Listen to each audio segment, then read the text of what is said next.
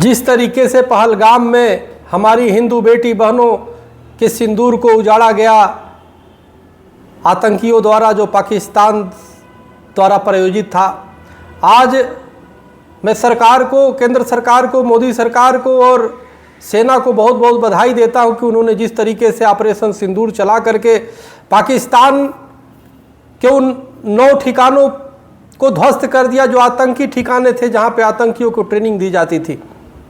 कितने आतंकी मारे गए हैं।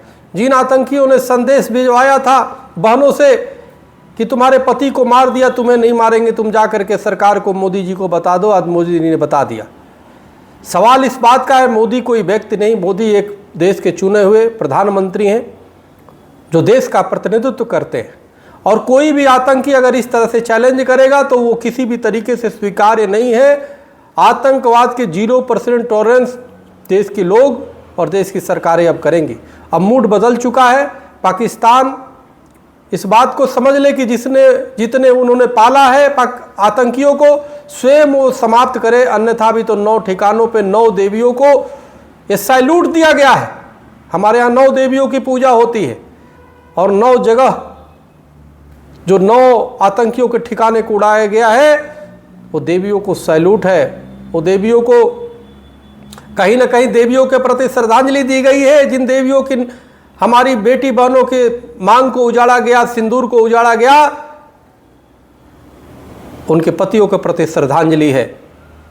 अब उनके पति तो वापस नहीं आ सकते, बेटे तो वापस नहीं आ सकते, लेकिन निश्चित रूप से आतंकवाद के लिए ये एक मील का पत्थर साबित होगा आतंकवाद समाप्ति होने में।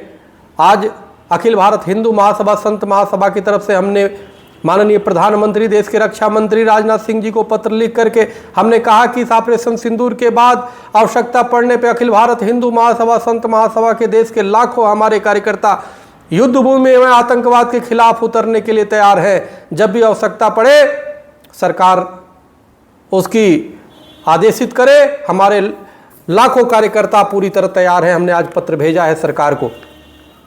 और नई स्थिति में हर जगह जहां हमारे कार्यकर्ता है देश की सेवा में लगे हुए हैं। हमारी हिंदू महासभा का इतिहास रहा है हमेशा से देश की आज़ादी के लिए लड़ाई लड़े। अब ये आतंकवाद से आज़ादी के लिए लड़ाई लड़ेंगे। अब निश्चित रूप से देश दुनिया में पाकिस्तान एक्सपोज हो रहा है। उसको कहीं ना कहीं जो आतंकवाद को पाला है, कहीं ना कहीं उसके लिए वही नासूर बन चुका है। तो मेरा मानना है पूरे विश्व के देश भारत का समर्थन करे, साथ दे। आज पूरे देशवासी भारत में, चाहे हिंदू, मुसलमान, सिख, ईसाई, सभी एक साथ खड़े हैं। और जो भी गद्दार होगा उस